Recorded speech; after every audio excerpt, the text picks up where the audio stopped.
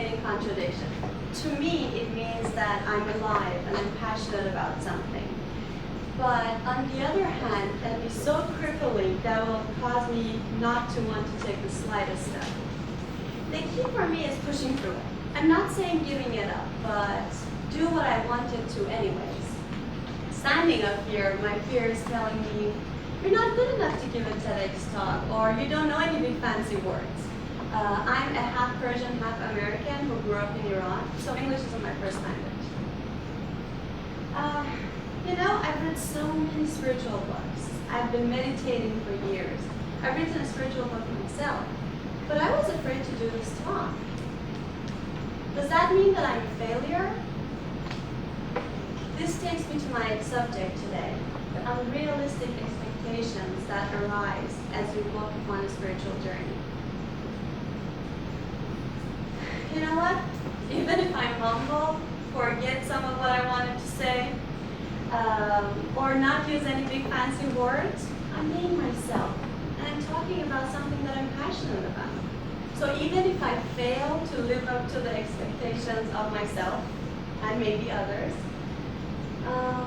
the fact that I'm doing it, I'll learn so much, and I'll grow in my humanity, just by being human. And that's the biggest success.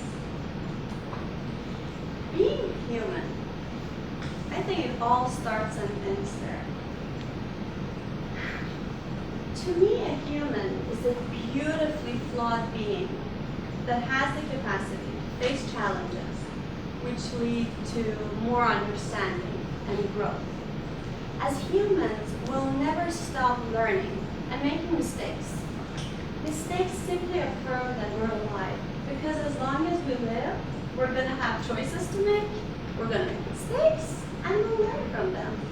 Whatever comes from these challenges, we're going to be a different being, and we'll evolve from them.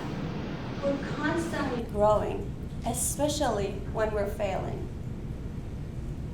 So many of us are on a spiritual journey. We all have some great insights on how to make life easier for ourselves and others. But with our insights come unrealistic expectations, internally and externally. I met a friend a few weeks ago, and she was telling me about her ideas about the universe and everything. I was fascinated by it.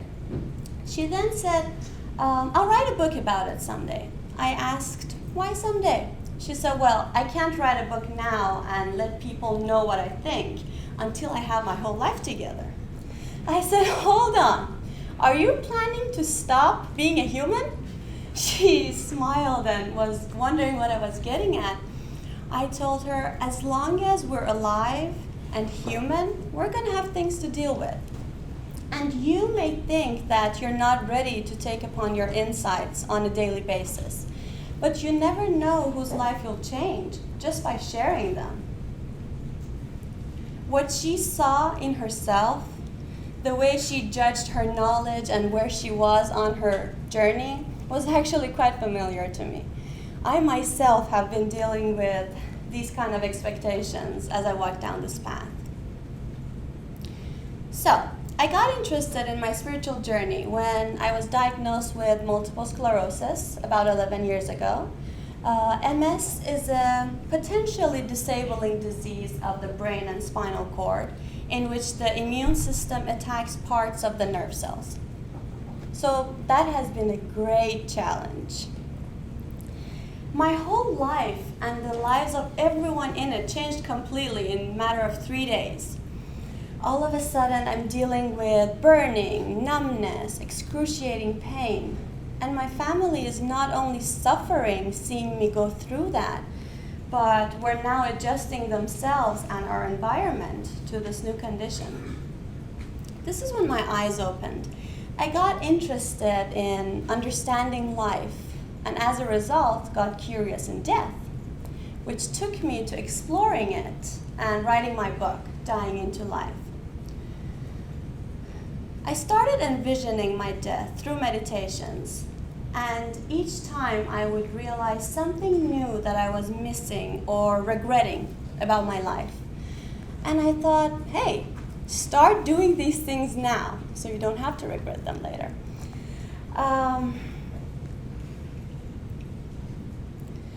Yeah, so I then gathered my new perspective about life and all the things that I wanted to do differently now in dying into life to be able to share it with everyone. What mattered the most was now clear to me. I started looking at each day and each encounter as it was my last. I make sure that the people in my life know how I feel about them, and keep reminding myself that this might just be my last day on earth. And ask myself, what is it you want to do at this moment? That could be calling my parents or going to the beach, and sometimes might just be allowing myself to feel what I'm going through and fall apart. How many of us had times that all we wanted to do was to fall apart just for a little while? I'm in there. But we don't allow ourselves because of the expectations that we or the world has. There's a certain colorful, shimmery image as to how we should feel, act, and be, especially if we're walking down a spiritual path, when sometimes all we are is dark and gloomy, and that is perfect. That is being a human on its journey. Starting this journey and writing my book gave me some amazing insights. I want to share a couple with you. One is that I now see that all beings are one and the same, that we're all derived from the same source of love and wisdom, yet are divinely unique on our own. This helped me understand the diversity in which we each perceive the world around us. Another is that I now appreciate the value of love and sharing it, and try to give love to at least one other person besides my family every day. I tell the cashier that she's beautiful, or the guy in the store that he has nice eyes. If I can make someone's day a little better by these little things, why not? These are some pretty amazing insights, right? Yeah. Yeah, but they come with the unrealistic expectations that I mentioned. God forbid I get hung up on a guy and go through a heartbreak. The judgment comes up inside me and says, don't you know that each relationship has its purposes and that not all are meant to last? Don't you talk about it in your book? What's with the sadness and crying then? In that moment, I expect myself to not be a human being with all its perfect imperfections anymore, just because I'm walking down a spiritual path and I'm gaining great tools along the way. But that's all these are, tools. Tools that as a human, I tend to forget to use sometimes, or that I even have them. The truth is that life is a journey, and going through it means taking so many little steps every single day. I work on myself every day, even if it seems that all I did was move around the house all day. I'm constantly learning, as we all are, and we're gaining great insights along the way. But gaining great insights doesn't mean that we can prevent what may seem as failures, heartbreaks, or setbacks. Life will never be without challenges. And as long as we live, we fear, we cry, we have setbacks, we fail, and we grow. These expectations are external as well. Once you put your ideas out into the world and demonstrate your truth, huge neon signs turn on above your head which say, "Watch every move." You are put in a spotlight by your others and yourself, with this pressure arising for you to be the utter symbol of your words. People start looking at you differently and expect you to completely match your ideas at all times. Looking around, I see so many people that are making a great difference in their lives and communities. One is doing his best in his role as a dad, or is taking care of a parent. Another is dealing with being a student, or does volunteer work. But all of a sudden, they're seen as a know-it-all, or do-gooder, that should have it all together at all times, and shouldn't have any failures or setbacks. Once we know of better ways to deal with certain situations, we expect or are expected to be that 100% of the times. Who here has an insight on something that would make their lives a little easier? Some of us do. It's okay. I'm fine. I'm watching it. And the ones that do have some insight, who behaves that way every single time it comes up?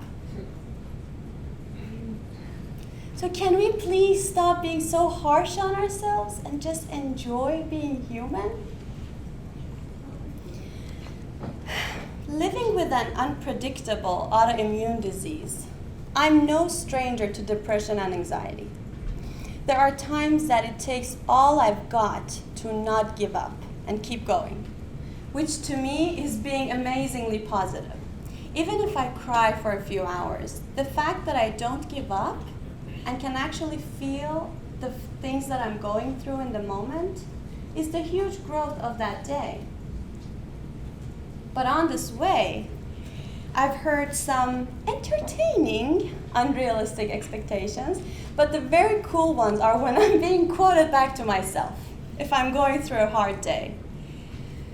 I'm expected to not have bad days or bad thoughts anymore, just because I'm walking down a spiritual path, and to be able to control the situation as others see fit. There's a part of me that wants to shout out at them saying, "This is me controlling it. I see the truth of what's happening at this moment, and it's okay. It's okay that I want to cry because I'm in pain. It's okay that I want to stay in bed." I had a friend that whenever I was going through a depression period would tell me, "With your education," I studied metaphysics, "and what you teach, you should be a master. You shouldn't be depressed or anxious."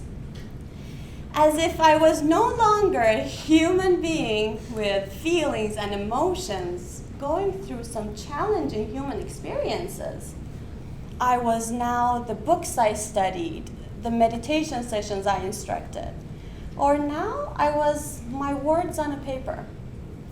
I would tell him that I'm just a human who is going down a spiritual path, and I'm gaining great insights along the way. But that doesn't mean that I can apply them to every single second of my life. I try to live a better life and help others along the way. But I'm still just a human who knows how challenging it is sometimes to be a human. Wherever we are on this journey is the perfect place for us to be. Once you're in that spotlight, a fake idea of mastery starts to overshadow you and watch your every step. Today, I'm here to tell you that having great insights doesn't make us a master. Being able to see the truth of any situation at any given moment makes us a master. A master in life. To me, a master is someone who accepts the human reality without adding to it or taking anything away from it.